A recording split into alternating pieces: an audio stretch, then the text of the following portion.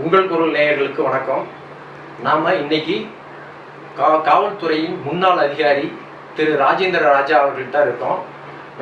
சென்னை விமான நிலையத்திலும் சரி, துறைமுகத்திலையும் சரி, பெரிய பெரிய பொறுப்புகளில் இருந்திருக்கிறாரு. பெரிய பெரிய துறைகளில் இருந்து அவர் அனுபவம் பெற்றவர் இருந்திருக்கிறாரு. அதனால் இன்னைக்கு நம்ம அவர்கிட்ட பல கேள்விகளை கேட்கலாம். பல துறைகள், வட சென்னையில் பல இடங்களில் அவர் பணி செஞ்சிருக்கிறாரு. அவர்கிட்ட நிறைய அனுபவத்தை கேட்கலாம். இருந்தாலும் நம்மகிட்ட ஒரு சில அனுபவங்களை அவர் இப்போ நம்மகிட்ட பகிர்ந்துக்கிறாரு. வாங்க நிகழ்ச்சிக்குள்ள போகலாம். வணக்கம் திரு கோபாலகிருஷ்ணன். உங்கள் குரல் நேயர்களுக்கு எனது அன்பான வணக்கங்கள். கொலை, ஆம்ஸ்ட்ராங் கொலை, அது ஒரு தேசிய கட்சியின் தலைவராக இருந்தது, மாநில தலைவராக இருந்திருக்கிறாரு. அவரோட கொலை மிக கொடூரமாக நடந்திருக்கு. இந்த கொலையை போலீஸ் அதிகாரியா இருந்து நீங்க எப்படி பாக்குறீங்க? நீங்க அதாவது பகுஜன் சமாஜ் கட்சியினுடைய தேசிய கட்சியினுடைய மாநில தலைவர் திரு கே ஆம்ஸ்ட்ராங் அவர்கள் கடந்த 5ஆம் தேதி மாலை அங்கே வேணுகோபால் சாமி கோயில் தெரு பெரம்பூர் அப்படிங்கிற இடத்துல கடுமையான முறையில் ஒரு ஜொமேட்டோ என்கின்ற உணவு சப்ளை பண்ணக்கூடிய ஆட்களுடைய ட்ரெஸ்ஸை போட்டுட்டு கேமஃப்ளாஜ் பண்ணிக்கிட்டு என்னங்க பயங்கரமான ஆயுதங்களை வைத்து வெட்டி கொண்டிருக்காங்க. ஸோ இது தமிழ்நாட்டில் மிகப்பெரிய அதிர்வலையை ஏற்படுத்தியிருக்கிறது மட்டுமல்லாமல் இன்றைய தினம் இந்தியாவில் இருக்கிற தலைவர்கள் அத்தனை பேருமே ஒரு தேசிய கட்சியுடைய மாநில தலைவரை தமிழ்நாட்டில் கொலை செய்ய முடியுமா? அதுவும் அவருடைய சொந்த வீட்டில் அவங்க அண்ணன் வீரமணிக்கு பக்கத்தில் தம்பி பாலாஜி, அவருடைய நண்பர் பாலாஜின்னு 2 பேர் மிகப்பெரிய உடற்கட்டோட பக்கத்தில் இருக்கிற பொழுது, அந்த மேஸ்திரிகள்லாம் இன்ஸ்ட்ரக்ஷன் வாங்கிட்டு அந்த பக்கம் நிற்கிற பொழுது ஒரு 6 பேர் எப்படி ஓவர் பவர் பண்ணியிருப்பாங்க? 6 பேர் எப்படி அந்த கேட்லேருந்து உள்ளே நுழைஞ்சாங்க? சின்ன சந்துக்குள்ளே எப்படி வந்தாங்க? அதிவேகமாக வந்தாங்க, மோட்டர் சைக்கிள் வந்தாங்க. இப்போ நீங்கள் டிவியில் பார்த்தீங்கன்னா மின்னல் வேகத்தில் வர்றாங்க, இறங்குறாங்க, உள்ளே போகிறாங்க, வெட்டுறாங்க, சாய்க்கிறாங்க, that is a planned murder. அந்த சந்துக்குள்ளே ஒரு புதிய நபர் போய் பலமுறை ரிஹர்சல் பார்க்காம அந்த சின்ன சந்தில் திடீர்னு போய் அவரை சாதாரணமாக வெட்டிட முடியாது. எனவே இது ஏற்கனவே பலமுறை ரிஹர்சல் செய்யப்பட்டு 10+6 அப்படிங்கிற இந்த நியூ பேட்டர்ன், நியூ சிலபஸ் சொல்லுவாங்க இல்லையா, இது மும்பை போன்ற நகரங்களில், டெல்லி போன்ற நகரங்களில், வெளிநாடுகளில் இந்த மாதிரி பிளான் பண்ணி சுற்றிலையும் நின்று பாதுகாப்பாக நின்று 6 பேரை உள்ளே அனுப்பி கொலை பண்ணுறதும், அவர் தப்பி ஓட முயற்சி செஞ்சால் அந்த 10 பேரும் சேர்ந்து உதவி பண்ணுறதும், இது ஏற்கனவே திருநெல்வேலியில் தீபக் ராஜாவுடைய கொலை எப்படி நடந்ததோ டிட்டோ கொலை இந்த பக்கம் அதே மாதிரியான கொலை. கரூரில் பார்த்தீங்கன்னா ராமர் பாண்டியருடைய கொலை, அப்படியே பின்னாடி 10 பேர் சுற்றி நிற்கிறதும் நடுவில் 6 போய். ஸோ கறிக்கடை இல்லை மிகப்பெரிய மாடுகளை வெட்டுறதுக்கு, மீன்களை வெட்டுறதுக்கு மிகப்பெரிய வெட்டுக்கத்தி வச்சிருக்காங்க. இது ஆயுத சட்டப்படி, ஏன்னா ஆயுத சட்டப்படி குற்றம். அந்த ஆயுதங்களை வைத்திருப்பதே குற்றம். அதை எடுத்து இப்போ ஆயுத சட்டத்தின்படி தான் இப்போ அவங்க கைது செய்திருந்தாலும் குற்றப்பத்திரிகை தாக்கல் செய்கிற பொழுது ஆயுத சட்டத்தையும் சேர்த்து போடுவார்கள் அப்படின்னு நான் கருதுகிறேன். கண்டிப்பாக இப்போ இருக்கிற இன்வெஸ்டிகேஷன் ஆஃபீஸர்ஸ் எல்லாம் கைதேர்ந்த அலுவலர்களை போட்டு திரு டெப்டி கமிஷனர் ஈஸ்வரன் 10 டீமை ஃபார்ம் பண்ணியிருக்காரு. அதன் பிறகு பார்த்தீங்கன்னா அதை மேலாண்மை செய்வதற்காக அஸ்ரா கார்க் என்கின்ற ஒரு சீனியர் மோஸ்ட் தமிழ்நாடு முழுவதும் சிறந்த பெயரை பெற்ற அவரை சூப்பர்வைஸ் பண்ணுறது யாருன்னு பார்த்தா திரு அருண் அவர்கள். ஸோ இன்னைக்கு தினம் நேற்று முந்தா நாள் நம்ம இந்த கொலையை பற்றி பேசிய விதத்தை விட இன்றைய தினம் இந்த சிஸ்டம், இன்வெஸ்டிகேஷன் சிஸ்டம் தமிழக முதல்வரால் எதற்காக அப்படின்னா தமிழ்நாட்டில் இருக்கிற அத்தனை மாநில தலைவர்களும், இப்போ சீமான், தமிழிசை சவுந்தரராஜன், இவர் எல் முருகன், ராமதாஸ் அவர்கள், வாசன் அவர்கள், இப்படி போன திரு அண்ணாமலை அவர்கள், அத்தனை பேருமே ஒரு மாநில தலைவர். இப்போ மாநில தலைவர் அந்தஸ்தில் இருக்கிற அத்தனை பேருமே அப்போ எங்களுக்கெல்லாம் என்ன பாதுகாப்பு இருக்கு அப்படின்னு முதல்வரை பார்த்து எல்லாருமே ஒரு இடத்தை நோக்கி கை நுண்ணிட்டு ஆரம்பிச்சிட்டாங்க. திருமாவளவன் அவர்கள், திரு செல்வ பிறந்தேக அவர்கள், அவங்களாம் தலித் தலைவர்களுக்கு பாதுகாப்பு இல்லை தமிழ்நாட்டில் அப்படின்னு சொல்லிட்டாங்க. இதெல்லாம் பார்த்தா தேசிய கட்சியினுடைய தலைவர் செல்வி மாயாவதி அவர்கள், அவங்களும் வந்து தலித் தலைவர்கள் தமிழ்நாட்டில் வந்து பாதுகாப்பு இல்லை அப்படின்னு வந்து, ஏனென்றால் இப்போ வெட்டப்பட்டு கொலை செய்யப்பட்ட நபர்களில் அதிக எண்ணிக்கை உடையவர்கள் தலித் லீடர்ஸ் தான் அப்படிங்கிறத வந்து அவங்க கணக்கு, இதெல்லாம் ஓப்பன் சீக்ரெட்டு, யாரும் வந்து போய் வந்து இதை மறைக்கலாம் முடியாது. அந்த கணக்கெடுப்பின் அடிப்படையில் இது மாதிரி தலித் தலைவர்களுக்கு அதிகமாக பாதுகாப்பு இல்லைன்னு ஒரு சாரரும், மாநில தலைவராக இருந்த போதும் கொலை செய்யப்பட்டிருக்கிறார் என்று இன்னொரு சாரரும், மாநில தலைவர் கொலை செய்த மெத்தட் இருக்குது பார்த்தீங்களா, அது வந்து கொடூரமான ஒரு ஸ்கெட்ச் போட்டு ஒரு கூலிப்படையை வைத்து கொலை செய்திருக்கிறார்கள் என்றெல்லாம் பேசு பொருளாக மாறி இருக்கிறது அப்படின்னு சொல்ல வரீங்க, அப்படிதானே? ஆமாம் சார். சமூகத்தில் எல்லா ஊடகங்களும் கேட்கிற கேள்வியைத்தான் நீங்களும் கேட்டுக்கிறீர்கள். இப்போ இந்த கேள்விக்கெல்லாம் விடை என்ன அப்படின்னா, இவருக்கு முன்பகை இப்போ என்னென்ன கேள்விகள்லாம் இருக்குது, முன்பகை அப்படின்னா என்ன இருக்கு, ஆருத்ரா கோல்டு தான் மேட்டரா, கேள்வி கேட்டு நீங்கள் இப்போ இந்த முன்பகை பகையாளிகள் இப்போ கொலை, நான் என்ன சொல்றேன்னா, இவ்வாறு கொலை செய்ததில் அதில் வந்து 8 பேர் வந்து கிட்டத்தட்ட அவர்கள் வந்து கைது செய்திருக்கார்கள். கைது செய்தவர்களை வந்து கேட்குற பொழுது அவர்கள் கொலை செய்ததற்கான காரணம் என்ன அப்படின்னு பார்த்தா, அவங்க விரல் நீட்டப்படுறது வந்து ஆற்காடு சுரேஷுடைய தம்பி அடையாளம் காணப்பட்டிருக்கிறார். அங்கே வந்து ஆற்காடு சுரேஷ் ஏற்கனவே வந்து சென்ற ஆண்டு கொலை செய்யப்பட்ட காரணத்தினால் அவன் தம்பியோடைய டீம் தான் வந்திருக்குது அப்படிங்கிறதெல்லாம் அப்படி வரைக்கும் இப்போ ஓப்பன் சீக்ரெட்டாக மாறிடுச்சு. இது அனைவருக்கும் தெரிந்த உண்மை. தம்பி வந்து ஒரு டானா லீட் பண்ணுற அளவுக்கு பெரிய ஆளா, இல்லை தம்பிக்கு பின்னாடி இருந்து இவர்களை இயக்கிய நபர்கள் யார், இயக்கிய திருமாவளவனுடைய கேள்வியும் செல்வ பெருந்தகையுடைய கேள்வியும் இதுதான். உண்மையான குற்றவாளி இல்லை. இந்த பொன்னை ரவி,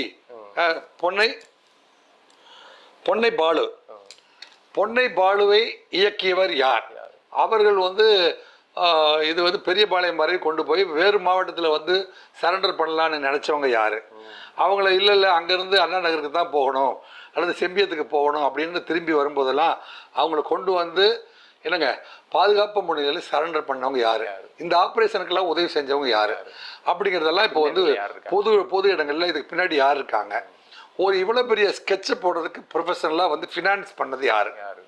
ஸோ இந்த கேள்விகள்லாம் தமிழக அரசு காவல்துறை இரண்டும் பதில் சொல்ல வேண்டிய பொறுப்பில் கட்டாயத்திலும் இருக்கிறார்கள் அப்படிங்கிறது தான் உங்களுடைய கேள்வியாக இருக்குது.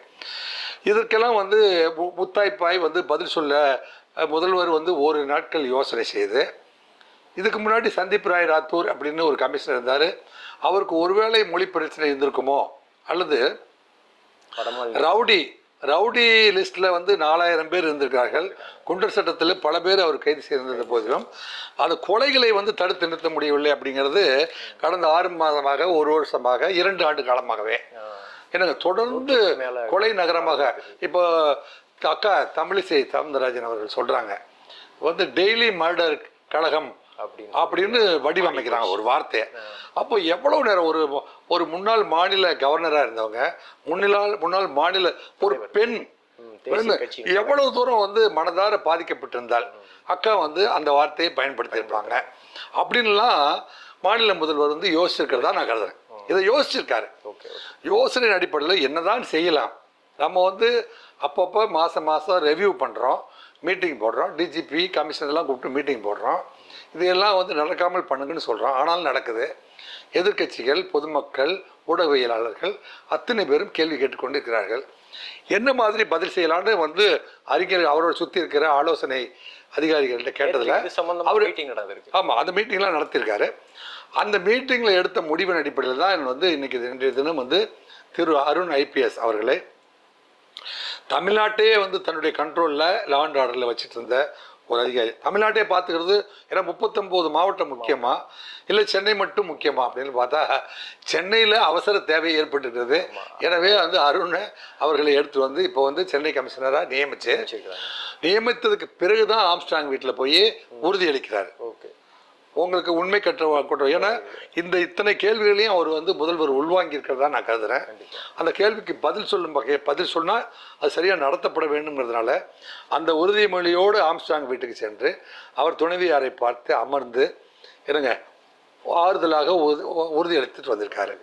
ஸோ இது முதல்வர் வந்து இந்த கேள்விக்கெல்லாம் ஒரு பதில் சொல்லியிருக்கிறார் என்றே நான் பார்க்கிறேன்.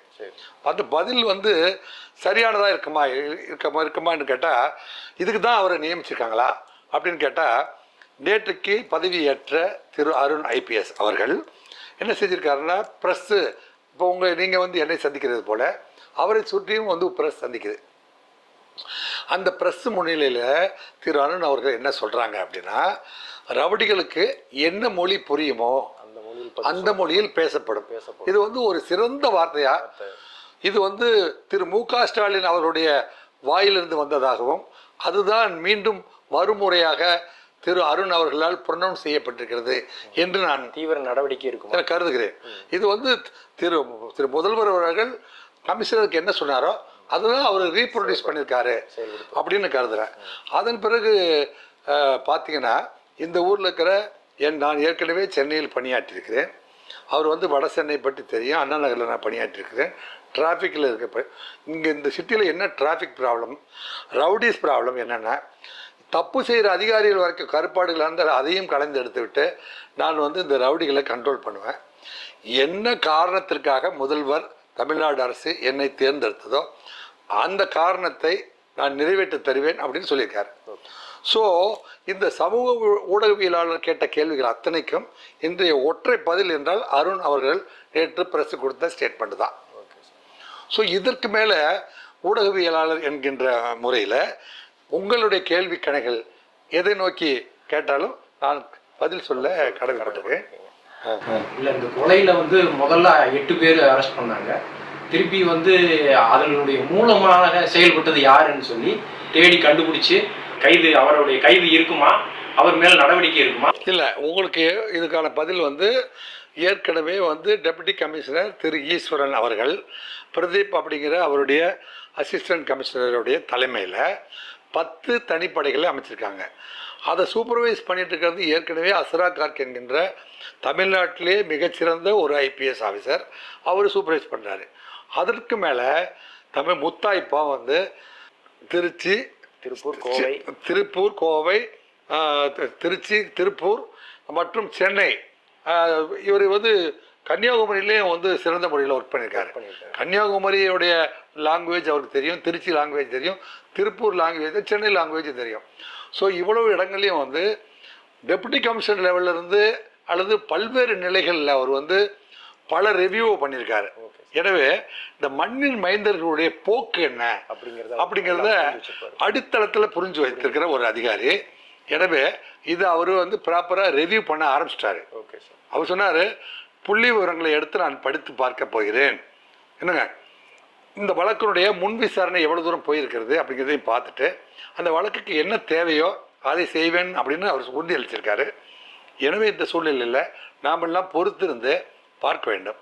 மற்றும் இந்த மாநில தலைவர்கள் திருமாவளவன் அவர்களுக்கு கூட, செல்வ பெருந்தகை அவர்கள் கூட, மற்றும் பல்வேறு தமிழ்நாட்டை சேர்ந்த அல்லது வட சென்னையை சேர்ந்த ஊடகவியலாளராக இருக்கட்டும், தலைவர்களாக இருக்கட்டும், அத்தனை பேருக்கும் நான் உண்மை குற்றவாளி இல்லை என்று உங்களுக்கு தெரிய வருமானால், இல்லைங்க, உண்மை குற்றவாளி யார் என்று உங்களுக்கு தெரிய வருமானால் அந்த தகவல்களை கண்டிப்பாக நீங்கள் வந்து commissioner of police Chennai city என்கின்ற முகவரிக்கு, என்னங்க, திரு அருண் ஐபிஎஸ் அவர்கள் நேம் கவர்லேயே வந்து நீங்கள் வந்து உங்களுக்கு தெரிந்த தகவல்களை அனுப்பி வையுங்கள். அவர் அதற்கான நடவடிக்கையை எடுப்பார். நீங்கள் பெயர் குறிப்பிட்டோ அல்லது குறிப்பிடாமலோ அந்த தகவல்களை அனுப்பி வைத்தால் இவ்வளவு பெரிய ஒரு குற்றத்தை நேர்மையான முறையில் விசாரித்து அதற்கு ஒரு முடிவு காண்பதற்கு உங்களுடைய உதவி எல்லாம் அவருக்கு ஒரு பயனுள்ளதாக இருக்கும். ஓகே, ஒரு பத்திரிகையாளர் ஒரு பேட்டியில் சொல்கிறாரு, அந்த பத்திரிகையாளர் நக்கீரன் பிரகாஷ் புதிய தலைமுறையில் உட்காந்துட்டு அதை சொல்லக்கூடாது, வார்த்தையை சொல்லக்கூடாது, பெரிய மீடியாவில் உட்காந்துட்டு விவாத நிகழ்ச்சியில் உட்காந்துட்டு இந்த வார்த்தையை சொல்கிறாரு. இந்த மாதிரி கத்தி எடுத்தவன் கத்தியால் தான் சாவான், அதுதான் இங்கே நடந்திருக்கு அப்படின்னு சொல்கிறாரு. அந்த விஷயத்துலையும் சரி, இவங்க வந்து ஒரு பெரிய கட்சிக்கு தலைவராக இருந்துக்கிட்டு கட்ட பஞ்சாயத்து போன்ற ஒரு கட்சியை வழிநடத்தக்கூடியவர் எப்படி கட்ட பஞ்சாயத்துலலாம் ஈடுபட்டாரு, அதை மாதிரி ஈடுபடுறதுனால தான் இப்படிப்பட்ட சிக்கல்கள்லாம் வருது, இந்த மாதிரி கொலைகள்லாம் நடக்குதுன்னு சொல்கிறாரு. அது எந்த அளவுக்கு உண்மை சார்? இல்லை, வடசென்னையில் நீண்ட காலமாக நான் பணியாற்றுவேன் என்கின்ற முறையில் நக்கீரன் பத்திரிகை பிரகாஷ் அவர்கள், மூத்த பத்திரிகையாளர் திரு பிரகாஷ் அவர்களை எனக்கு பர்சனலாக தெரியும். அவர் வந்து எந்த செயலையுமே வந்து கண்ணியத்தோடு அணுகக்கூடிய ஒரு தகுதி வாய்ந்தவர். ஆனால் இந்த இடத்துல வந்து அவர் எந்த கோணத்தில் அவரை அளவீட்டு செய்தார் என்று எனக்கு தெரியவில்லை. எனவே அவரை கண்டிக்க நான் விரும்பவில்லை. அவர் என்ன அடிப்படையில் இவர் பேசுகிறாரு அப்போது ஒரு மனிதனை வந்து எடை போடுகிற பொழுது குணம் நாடி குற்றமும் நாடி அவற்றுள் மிகை நாடி மிக்க குழல். இது வந்து எல்லா நண்பர்களுக்குமே பொருந்தும். இப்போ கட்ட பஞ்சாயத்துனா எனக்கு என்னன்னு தெரியாமல் சில பேர் ஊடகத்துல இருந்து பேசிட்டு இருக்காங்க. கண்டிப்பாக கட்ட பஞ்சாயத்து அப்படிங்கிறது வந்து பாதிக்கப்பட்ட ஒரு நகர், ஒரு ஃபினான்ஸ் கம்பெனிலையோ குடும்பத்திலையோ பிரச்சனைலையோ பாதிக்கப்பட்ட நபர் காவல் நிலையத்துக்கு போவார். காவல் நிலையத்தில் போனால் செட்டில் ஆகாதுன்னு நினைக்கிறவங்க ப்ரைவேட் ஆக்கிற கவுன்சிலர்கிட்ட போவாங்க. கவுன்சிலர்கிட்டையும் போவாங்க. பவர்ஃபுல்லாக லோக்கலில் யார் சொன்னால் கேட்பாங்க அப்படின்னு இந்த சென்னை சிட்டியை தேடி போகிறாங்க. இந்த மக்கள் தொகை அதிகமாக இருக்கிற இடத்துல காவல்துறையிலையும் வந்து விசாரணை காலதாமதம் ஆகும்போதும் நீதிமன்றத்துக்கு ஒரு நம்ம எஃப்ஐஆர்லாம் போட்டால் எத்தனை நீங்கள் சொல்லிட்டு பார்த்தீங்களா சார், எஃப்ஐஆர் போட்டால் வருஷ கணக்காக ஆகும் சார். சரி, எங்கள் வீட்டை ஒருத்தர் என்கிட்டே வந்து 50 குற்றச்சாட்டு இருக்கு. சரி, என் வீட்டில் ஒருத்தருக்கு குடி வந்துட்டு காலி பண்ண மாட்டேங்கிறாரு. அந்த பூந்தமல்லி நெடுஞ்சாலையில் சவிதா தாண்டோடனே லெஃப்ட் சைடில் ஒரு மிகப்பெரிய அப்பார்ட்மெண்ட் கட்டியிருக்காங்க பார்த்தீங்களா, அதில் பல்வேறு நபர்கள் வெளி மாநிலத்து நபர்கள் வந்து குடி வந்துட்டு எந்த ஓனருக்கு வாடகை தரல. அதில் 2-3 பேர் வந்து உட்காந்துட்டு சார் வாடகையும் தரவில்லை, காலி செய்யவும் மறுக்கிறார். அவர் வந்து இந்த கோர்ட்டுக்கு போனால் அவர் வந்து வாய்தா வாங்கி கொண்டே இருப்பார். என்னதான் வழி? இப்படி ஒரு இது வருது. இதுதான் இதுக்கு பேர் தான். இப்போ யாருக்கிட்ட சொன்னால் இவனை வெக்கேட் பண்ணி தர முடியும்? இது நீதிமன்றங்களின் காதுகளுக்கு எல்லா நீதிபதிக்கும் தெரியும். இது வந்து சிவில் மேட்டரு. சப் இன்ஸ்பெக்டர்கிட்ட போய் நம்ம சொன்னோம்னா சார் இது சிவில் மேட்டர் தலையிட்டா வந்து என் கோர்ட்டு என்னை கேட்பாங்க, பல வருஷம் ஆகும். அதே மாதிரி சீட்டு கம்பெனி நடத்தி தீபாவளி அன்னைக்கு பணம் கொடுக்குறேன்னு சொல்லிட்டு 3 கோடி ரூபாய் எடுத்துகிட்டு ஓடிடுறாங்க. அவங்க எந்த காவல் நிலையத்தில் சீட்டு கம்பெனி நடத்துறதுனால நாங்கள் விசாரிக்க முடியாது போங்கன்னு சொல்லிடுறாங்க. அவங்க எங்கே போவாங்க? அப்படியே வந்து இந்த மாதிரியான வழக்குகள் எல்லாம் சற்று இது மாதிரி தீர்ப்பதற்கு குறை தீர்ப்பு ஆட்களாக வந்து அமைஞ்சவர் தான். அது மாதிரி அந்த மாதிரி விஷயங்களை விசாரித்து கொண்டிருப்பது தான் திரு ரங்கநாதன். ஸோ ரங்கநாதன் இந்த விசாரணைக்கு உதவியா ஒரு 10 சிஷியர்களை வைத்திருந்தார். அந்த சிஷியரில் ஒருவர் தான் இந்த ஆம்ஸ்ட்ராங். இருங்க, அவர் வந்து விசாரிக்கிறாரு. ஏப்பா இவனை கொஞ்சம் கண்டிக்கணும்ப்பா, இவனை கொஞ்சம் மிரட்டுங்கப்பா, இனிமேல் வந்து பொண்டாட்டி அடிக்கக்கூடாதுன்னு சொல்கிறான். அவன் வீட்டை வந்த இவன் ஏன்டா உள்ளே உட்காந்துட்டு காலி பண்ண முடிக்கிறான், மரியாதையாக வெளியே போச்சுருங்களா, இப்படி சொல்கிற நிகழ்வுகளுக்கு பேர் தான் கட்ட பஞ்சாயத்து. ஸோ இப்போ நீங்கள் டிராஃபிக் இன்வெஸ்டிகேஷனில் வழக்கு ஆக்சிடென்ட் கேஸ் விசாரிக்க வந்தீங்களா, பல நேரங்களில் நான் பார்த்துருக்கேன். செத்து போன பக்கம் தான் நிற்பான் போலீஸு. சார் நான் பாட்டுக்கு போனால் அவர் தான் சார் குறுக்க வந்து விழுந்தாருன்னு எத்தனையோ முறை வந்து கார் சொல்லுவார். வழக்கு அப்படி மாறிடும். ஆனால் செத்தவனுக்கு கிளைம் போய் கிடைக்கட்டும்பா அப்படிங்கிற மாதிரி தான் வந்து நியாயமான முறையில் எல்லா ஆஃபீஸருமே செத்தவனுக்கு கிளைம் கிடைக்கட்டும் அப்படிதான் வந்து நான் வந்து டிராஃபிக் இன்வெஸ்டிகேஷனில் ஒரு கிட்டத்தட்ட ஒரு 500 போஸ்ட்மார்ட்டம் நான் பார்த்துருக்கேன். அந்த போஸ்ட்மார்ட்டத்திலாம் நான் செஞ்ச விஷயம் என்னன்னா, செத்து போனவங்க குழந்தையோடு வந்து எங்கிட்ட அழுகுறாங்க பார்த்தீங்களா, அந்த குடும்பத்துக்கு ஒரு 5 லட்சமோ 10 லட்சமோ போய் சேர்றதுக்கு என்ன வழியோ அந்த வழியை நான் செஞ்சு கொடுத்துருக்கேன். பூந்தமல்லியில் 100கணக்கான குடும்பம் இதுவரைக்கும் என்னையே அவங்க வீட்டில் வந்து தெய்வமாக ஃபோட்டோ மாட்டிட்டு கும்பிடுறவங்களாம் இருக்காங்க. Super super. ஸோ இதுதான் வந்து நம்மளை வந்து கொண்டு வந்து இந்த இடத்துல நிறுத்திருக்கு. இப்போ நீங்களாம் தேடி வந்து என்னை பார்த்து பேட்டி எடுக்கிறதுக்கான காரணம் அதுதான். ஸோ எப்பவுமே வந்து இறந்தவர் வந்து நல்ல குணங்களை நல்ல குணங்களை வந்து நம்ம வந்து கண்டிப்பா சொல்லி, ஏன்னா அதை சொல்லும் போதுதான் அந்த சமுதாயம் என்ன செய்யுதுன்னா, இந்த சமுதாயத்தில் இருக்கிற இளைஞர்கள் அத்தனை பேருமே அவன் காதுகளில் என்னென்ன செய்திகள் பதிவாகிறதோ அந்த செய்தியை நோக்கி தான் அவன் பயணம் இருக்கும். இது வந்து உளவியல் ரீதியா ஐயோ அவர் ஒரு மோசமான ரவுடி செத்து போயிட்டாரு அப்படிலாம் கிடையாது. அவர் வந்து செயல்கள் இப்போ செயல்கள் ஆருத்ரா கோல்டன் எடுத்துக்கிட்டீங்கன்னா, ஆருத்ரா வந்து இதே மாதிரி ஆருத்ராவுடைய மோசடி எவ்வளோ தெரியுமா கேட்டால் நீங்கள் அதுலேருந்தே போயிடுவீங்க. அதாவது உங்களுக்கு ஆருத்ரா கணக்கு தெரியுமா? தெரியாது சார். தெரியாது. ஆருத்ராவுடைய கணக்கு பார்த்தீங்கன்னா, ஆமாம் சார், நானும் அதைத்தான் கேட்க வந்தேன். இந்த ஆருத்ரா கோல்டு நிறுவனம் இந்த வழக்கில் எப்படி சம்மந்தப்பட்டிருக்காங்க? 2438 கோடி. 2438 கோடி ரூபாயை வந்து அவங்க வந்து அந்த கம்பெனி வந்து திருப்பி கொடுக்க முடியாமல் போயிடுச்சு. திருப்பி கொடுக்க முடியாமல் போச்சு. ஏன்னா நாங்கள் தங்கத்தில் முதலீடு செஞ்சோம், நாங்கள் வந்து வெள்ளியில் முதலீடு செஞ்சோம், நாங்கள் மெட்டலில் முதலீடு செஞ்சோம், நாங்கள் வந்து பெரிய பெரிய கம்பெனி மேலே முதலீடு செஞ்சு அது 100 மடங்கு வரும்னு நினச்சிட்டு உங்கள் பணத்தெல்லாம் கொண்டு போய் அதில் போட்டுட்டோம் மஞ்சள் நோட்டீஸ் அப்படின்னு சொல்லிட்டு மஞ்சள் நோட்டீஸ் கொடுத்துட்டான்னு வைங்களேன். ஆனால் இவன் வந்து ஒரு நம்ம முதலீட்டை வந்து 10 மடங்கா பெருக்கி தரேன்னு சொன்ன ஆசை பேர் தானே தன்னுடைய வாழ்நாள் முழுவதும் தேடி எறும்பு போல தேடிக்கிளை போல வந்து தேடி சம்பாதிச்ச பொருளை தன்னுடைய குழந்தைகளுக்கும் தன்னுடைய வருங்கால சந்தைக்கு சேர்த்து வைக்காம இதுல போட்டு இரட்டிப்பானோடனே ஒரு வீடு வாங்கி கொடுத்துடலாம், இதை போய் இரட்டிப்பானோடனே ஒரு ஏக்கர் நிலத்தை வாங்கிக்கலாம், இதை போய் இரட்டிப்பானோடனே என்னுடைய மகளுக்கு திருமணம் செஞ்சிடலாம், என்னுடைய மகனை வந்து ஃபாரின் அனுப்பிடலாம், இப்படியெல்லாம் திட்டம் போட்ட பல குடும்பங்கள் வந்து நிர்கதியாக்கப்பட்டிருக்கிற ஒரு நிகழ்வு நடந்தது தான் வந்து ஆருத்ரா கோல்டு நிறுவனத்துடைய அது முறைப்படி எக்கனாமிக் அஃபென்சஸ் விங்கில் வழக்கு பதிவு செஞ்சு விசாரணை நடந்துட்டு இருக்கு. அந்த விசாரணையின் போது அந்த ஆருத்ரா கோல்டு ராஜசேகரை அடிப்பதற்காக உதைப்பதற்கு பல குடும்பங்கள் வந்து தற்கொலை பண்ணியிருக்கு. அதுக்காக தற்காப்புக்காக அவர் வந்து ஜெயபால் என்கின்ற ஒற்றைக்கண் ஜெயபால் அவரை வந்து அணுகிறாரு. அந்த ஜெயபால் வந்து அவர் வந்து ஆம்ஸ்டாங் கிட்ட அறிமுகப்படுத்தி வைக்கிறாரு. அந்த வகையில் ஆம்ஸ்டாங் வந்து அவருக்கு அறிமுகமாகிறார். அறிமுகமாகும் போது அறிமுகமானோடனே வந்து அண்ணனுக்கு தெரிஞ்சவராக போயிட்டார் அவர் அப்படின்னோடனே இவரை நோக்கி ஒரு குரூப் படையெடுக்க ஆரம்பிச்சிருச்சு. சார் என் குடும்பமே நெருக்கதி ஆயிரும், என் பொண்ணுக்கு கல்யாணம் ஆகாமல் போயிடும், ஃபாரினுக்கு படிக்க போகிறது நின்று போயிடும், தயவு செஞ்சு இதை வாங்கி கொடுக்கல நாங்கள் தற்கொலை பண்ணிக்குவோம் அப்படின்னு வந்த ரெக்வஸ்ட் எல்லாம் கன்சிடர் பண்ணி இவர் வந்து ராஜசேகர் சொல்லி சில பேருக்கு திருப்பி வாங்கி கொடுத்துருக்காரு. ஸோ ஒரு மோசடி செய்த நிறுவனத்திலிருந்து பணத்தை வாங்கி திருப்பி கொடுக்குற பணியை தான் செஞ்சிருக்காரு.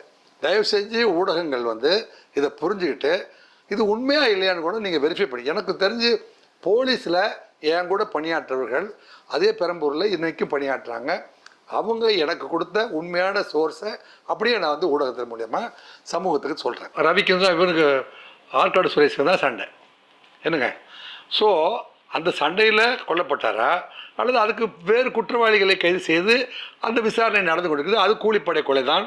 அதில் வந்து நவீன் அப்படிங்கிற ஒருத்தன் சம்மந்தப்பட்ட திருநெல்வேலியிலேருந்து வந்து ஒருத்தன் சம்மந்தப்படுறான். அவன் பாருங்க புழல் ஜெயிலில் இருக்கிற நவீன் வந்து பல கொலைகளில் சம்மந்தப்பட்ட அவரெல்லாம் 3 மாதத்துக்கு அப்புறம் எப்படியோ இந்த உயர்நீதிமன்ற நீதிபதிகள் அவர் வழக்கை விசாரிக்கிற நீதிபதிகள் அவரை விசாரிக்கிற ஆய்வாளர்கள் எப்படி 3 மாதத்துக்கு 3 முறை அவர்களுக்கெல்லாம் பெயில் கிடைச்சு அடுத்தடுத்த கொலையை அவர் வந்து செய்து கொண்டிருக்கிறார் என்றால் வழக்கமாக கொலை செய்வதற்கு இந்த மாதிரி ஆட்கள்லாம் 3 மாதத்துக்கு ஒரு தடவை வெளியில் வருவதற்கு எப்படி இது அனுமதிக்குதுன்னா இதில் வந்து சிஸ்டத்தில் இவங்களெல்லாம் வந்து லிஸ்ட் அவுட் பண்ண மறக்கிறாங்க. தீபக் ராஜா கொலை வழக்கில் கைதான நவீன் இருக்கான இவனை போன்றவர்களுக்கெல்லாம் எப்படி பிணை கிடைக்குது, எந்த ஏஜென்சி இவங்களுக்கெல்லாம் வந்து தடையில்லா பிணை பெற்று தருகிறார்கள், அதை வந்து போலீஸ் வந்து ஸ்டடி பண்ணணும். ஸ்டடி பண்ணணும். போலீஸ் வந்து எந்த இடத்துல லேக்குனா இருக்குது அப்படிங்கிறத கமிஷனர், டைரக்டர் ஜெனரல் போலீஸ் போன்றவர்கள்லாம் இது வந்து பொதுமக்களுக்கு இந்த செய்திகள்லாம் போயிருந்த போதும் காவல்துறைக்கு என்ன செய்தி அப்படின்னா ஒவ்வொருத்தருடைய கேஸ் ஹிஸ்ட்ரியும் 12 கேஸ்னா 12 கேஸையும் கம்ப்யூட்டரைஸ் பண்ணி அதை லிஸ்ட் அவுட் எடுத்து வச்சுட்டு பெயில் பெட்டிஷன் போடுறான் பார்த்தீங்களா, அன்னைக்கு போய் சார் இந்த list of cases pending against him, இவர் வந்து இந்த மாதிரி பாரி குற்றத்துங்களில் 12 கூட்டத்தில் 19 கூட்டத்தில் சம்மந்தப்பட்டிருக்காரு, இதுதான் அவருடைய லிஸ்ட் அப்படின்னு இந்த மாதிரி ஒரு பேப்பரில் பேப்பர் கூட இப்படி ஒரு முழு பேப்பரை பிரிண்ட் அவுட் எடுத்து இப்படி மடித்து அதை அப்படியே வந்து நவீன் சம்பந்தமான குற்ற வழக்குகள் அவருக்கு எதிராக நடந்து கொண்டிருக்கிற வழக்குகள் அப்படின்னு கொடுக்கணும். அதை கொடுத்தா வந்து நீதிபதி கண்டிப்பா பிழையில் விட மாட்டாரு.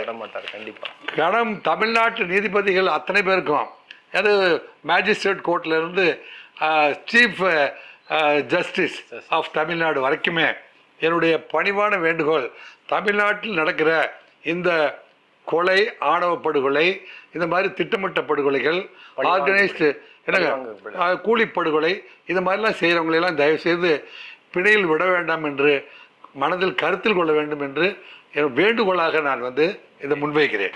தலைவர்களை பாதுகாக்கிறதுக்கு இப்போ புதுசாக போலீஸ் பாதுகாப்போட வந்து இப்போ அதுக்கான நடவடிக்கை எடுத்திருக்காங்க. அது எடுக்கப்பட்டிருக்கா சொல்லப்படுது. அதை பற்றி எப்படி நினைக்கிறீங்க? இல்லை, அது இப்போ என்னுடைய வேண்டுகோள் என்னென்னா தமிழ்நாட்டில் ஸ்பெஷல் பிரான்ச், அதாவது சென்னை சிட்டியிலே ஒரு ஸ்பெஷல் பிரான்ச் இருக்கணும். அதில் வந்து சிட்டி போலீஸ் கண்ட்ரோலில் இருக்கலாம். இப்போ வந்து ஒரு தலைவர் வந்து செங்கல்பட்டில் குடியிருக்கிறாரு, மாநில தலைவர் அப்படின்னா அவங்கக்கிட்ட செங்கல்பட்டில் அவங்களுக்கு அவரை ஃபாலோ பண்ணுற எஸ்கார்ட் ஆஃபீஸர், ஒரு ஒரு மாநில தலைவர் இருப்பாரானால் அவரை கண்காணிக்கிறதுக்கு ஒரு ஒரு ஒரு சப் இன்ஸ்பெக்டர், ஒரு ஹெட் கான்ஸ்டபிள், 2 பேர், இவங்க 2 பேர் இருக்கணும். அல்லது ஒரு பிசி 3 பேர் போட்டு அவங்கள கண்காணிக்கணும். கண்காணிக்கும் போது தினைக்கும் நேரடியாகவே அவரை போய் பார்த்து, சார் எனக்கு என்னென்ன கூட்டங்களில் கலந்துக்கிறீங்க, சமூக ரீதியான கூட்டமா, அரசியல் ரீதியான கூட்டமா, இல்லை சொந்த நிகழ்வுகளுக்கு போகிறீங்களா, அப்போ வந்து கவர்மெண்ட்டுக்கும் வந்து பாதுகாக்க முடியுமா? தொடர்ந்து ஒரு என்னங்க 20 தலைவர் இருக்கா, 20 தலைவருக்கு வந்து 20 சப் இன்ஸ்பெக்டரு, ஏன்னா 2 போலீஸ் அப்படின்னா 60 பேர். இது வந்து நியமிச்சு தான் ஆகணும். ஏன்னா விஜய் அவர்கள் என்ன சொல்கிறாரு அப்படின்னா, புதுசாக நேற்றுக்கு அரசியல் வந்தாருங்க. அவர் சொல்கிறாரு, அவருக்கு இப்போ உள்ள ஒரு பெரிய கூட்டத்தை உட்காரிச்சு, ஒரு இன்டலெக்சுவல்ஸ் உட்கார வச்சு பேசாமல் வந்து ஸ்கிரிப்ட் தயார் பண்ணாமல் அவர் இந்த ஸ்டேட்மெண்ட்டை வந்து வெளியில் சொன்னதா எனக்கு தெரியல. ஆனாலும் ஸ்கிரிப்ட் நியாயமானது என்னென்னா, இந்த நாட்டில் வந்து படித்த இளைஞர்கள் இத்தனை பேர் இருந்த போதும், பட்டதாரிகள் இவ்வளோ பேர் வந்தாலும், உலகத்தில் இருக்கிற என்ஜினியர்கள், சயின்டிஸ்ட் எல்லாம் வந்து தமிழர்களாக இருந்த போதிலும், இந்த நாட்டை வழிநடத்துவதற்கு நல்ல தலைவர்கள் வேணும். ஸோ தலைவர்கள் வேண்டும் அப்படிங்கிற கருத்தியில் நான் ஏற்கிறேன். எப்பொருள் யார் யார் வைப்பு கேட்பனும் அப்பொருள் மெய்ப்பொருள் காண்பது அறிவு அப்படின்னு சொல்றதுக்கு ஏற்ப அவருடைய அந்த கருத்தை நான் முழுதும் ஆதரிக்கிறேன். ஏன்னா அதனால உள்ள தலைவர்களை, திருமாவளவன் போன்றவங்களை, ராமதாஸ் போன்றவர்களை, ஐஜேகே தலைவர் பாரிவேந்தர் போன்றவர்களை, ஜி.கே. வாசன் போன்றவர்களை, திரு அண்ணாமலை, சீமான், இவங்க எல்லாமே வந்து அட்லீஸ்ட் பேசாம மௌனியாய் கிடந்த ஒரு தமிழகத்தில் பேசுறதுக்குன்னு ஒரு 10 பேர் வந்திருக்காங்களே, அவங்க அரசியல் செய்யட்டும். யாரும் வந்து இப்போ இருக்கிற அரசியல்வாதி எல்லாருமே வந்து காந்திய வழியில், சீமான் வந்து பல முறை தோற்ற போதிலும் நான் தொடர்ந்து பேசிட்டே இருக்கிறேன்டா, என்னைக்காவது என்னுடைய மொழி புரியுற அன்னைக்கு நானே ஆதரிங்கடா அப்படின்னு வந்து தொய்வில்லாமல் பேசிட்டு இருக்கிறாரு. அதே ஜி.கே. வாசன் அவர்கள் அது தமிழ்நாட்டில் வந்து ஒரு அமைதி பூங்காவன். அவர் அடிப்படை வந்து அவங்க தாத்தா காலத்துல வந்து விவசாயியாக இருக்கிறதுனால அவர் வந்து இயற்கையை நேசிக்கிறவராகவும் அமைதியை நேசிக்கிறவராகவும் இருக்கிறாரு. ஸோ இது எல்லாத்தையும் வந்து உள்வாங்கிறதுக்கு முதல்வர்கிட்ட கெப்பாசிட்டி இருக்கணும். இவர் என்னத்தை நேசிக்கிறாரு, இவர் இவங்க சமூக மக்களை பாதுகாக்கிறதுக்காக குரல் கொடுக்குறாரு, இவர் வந்து இயற்கை விவசாயத்தை விரும்புகிறாரு, இவர் வந்து எதிர்கட்சியாக இருக்கணும்னு விரும்புகிறாரு அப்படிங்கிறத தெரிந்து கொள்வதும் ஒரு மாநில முதல்வருடைய கடமை. அப்போ தான் நீங்கள் அவர்கிட்ட மாநில முதல்வர் இந்த எதிர்கட்சி தலைவர்கள் எல்லாருமே கூப்பிட்டு வச்சு கூட அனைத்து கட்சி கூட்டம் போட்டு அப்பப்போ அவங்க கருத்துக்கெல்லாம் கேட்டுக்கணும். அந்த அளவுக்கு இந்த அரசியல் வந்து உயர்வடையணும் அப்படின்னு கூட நான் விரும்புகிறேன். அப்போ தான் இந்த மாதிரி ஏதாவது ஒரு நிகழ்வுக்கு எல்லாருமே வந்து எதிர்குரல் கொடுக்குற மாதிரி இருக்கக்கூடாது. இல்லைப்பா, மாதம் ஒரு மீட்டிங் போடுவார், அந்த மீட்டிங்கில் அவர்கிட்ட சொன்னால் அவர் கேட்டுக்குவார், நியாயமான கருத்துக்களை எல்லாம் கேட்டுக்குவார் அப்படின்னு சொல்கிற மாதிரி முதல்வர் வந்து ஒரு சூழ்நிலையை உருவாக்கணும்னா இந்த மாநில தலைவர் அத்தனை பேரையும் ஒரு பிரத்யேகமாக ஒரு அதிகாரி கண்காணிப்பில் வைக்கணும். அதுக்கு ஒரு டிஎஸ்பி லெவல்லையோ அல்லது ஒரு எஸ்பி லெவல்லையோ போட்டு இந்த 20 மாநில தலைவர்கள் கண்காணிப்பில் வைக்கணும். புதிதாக போடப்பட்ட திரு அருண் அவர்கள், இது அத்தனைக்கும் வந்து அருண் அவர்களும் அஸ்ரா கார்க் அவர்களும் ஈஸ்வரன் அவர்களும் இது அத்தனைக்கும் சரியான விடையை கூடிய விரைவில் நமக்கெல்லாம் கொடுப்பார்கள் என்று நான் நம்புகிறேன். அதான் இந்த கொலைகள் வந்து திருப்பி தொடருமா என்பது தெரியல. இப்போ நல்ல கேள்வி கேட்டீங்க. நேற்றுக்கு அவர் பொறுப்பேற்ற பொழுது நேற்று நைட்டே வந்து கோயம்பேடில் வந்து பஸ் டிக்கெட்டு திருப்பதிக்கு இப்போ இது பொங்கலுக்கு தீபாவளிக்கு ஊருக்கு போவாங்க இல்லையா, அந்த மாதிரி பல ரவுடிகள் மூட்டை கட்டி கொண்டு ஓடிக்கொண்டிருந்ததை நான் பின்கதவு வழியாக எனக்கு செய்திகள் வந்து கொண்டிருக்கிறது. இந்தந்த ரவுடியெல்லாம் வந்து சிட்டி லிமிட்டை விட்டு ஓடிக்கொண்டிருக்கிறார்கள் என்ற தகவல்லாம் எனக்கு வந்துட்டு இருக்கு. இதுதான் உங்களுக்கு பதில். அப்போ இன்னைக்கு கொலைகள் நடக்காதுன்னு நம்பலாம். அதான் ரவுடிகள் ஓடிக்கொண்டிருக்கிறார்கள்னு சொல்றேன். சில பேர் இப்போ நான்லாம் ஒரு ஊர்ல போய் பதவியேற்றா நான் சொல்றது என்னன்னா, இந்த ஊர்ல நான் தான் வந்து ஹீரோ, நான் தான் ரவுடி. ஏன்னா யாராவது ரவுடித்தனம் பண்ணணும் அல்லது ஹீரோவை பண்ணணும்னா நான் இருக்கிற வரைக்கும் பண்ணாதீங்க அப்படிங்கிறதா என்னுடைய அனௌன்ஸ்மெண்ட். இதைத்தான் வந்து அருண் சூதகமாக ரவுடிகளுக்கு எந்த மொழியில் பேச முடியுமோ அந்த மொழி பேசப்படும் சொல்லிட்டாரு. எனவே அருண் பொறுப்பேற்ற நேற்று நைட்லேயே வந்து எனக்கு பின்கதவி வந்த வழியாக கிடைக்கிற முக்கிய தகவல் என்னவென்றால் சில டான்கள்லாம் வந்து ஓட ஆரம்பித்து விட்டார்கள். சார், எங்களுக்காக நிறைய தகவலை சொன்னீங்க. அதோட வந்து இந்த நம்ம அருண் சார் பதவியேற்றதுக்கு அப்புறம் ரவுடிகள்லாம் ஆந்திராவுக்கு பசேரி போகிற விஷயமெல்லாம் சொல்லியிருந்தீங்க சார். ரொம்ப சந்தோஷம். இனிமேல் இப்படிப்பட்ட தவறுகள்லாம் நடக்கக்கூடாது சார். உங்களுடைய பொன்னான நேரத்தை எங்களுக்காக ஒதுக்கி பொறுமையாகவும் நிதானமாகவும் எங்களுக்கு சிறப்பான பதில்கள்லாம் கொடுத்துருக்கீங்க. என்ன எங்களுடைய உங்கள் குரல் நேர்கள் சார்பாக உங்களுக்கு மிகப்பெரிய நன்றி சார். நன்றி, வணக்கம்.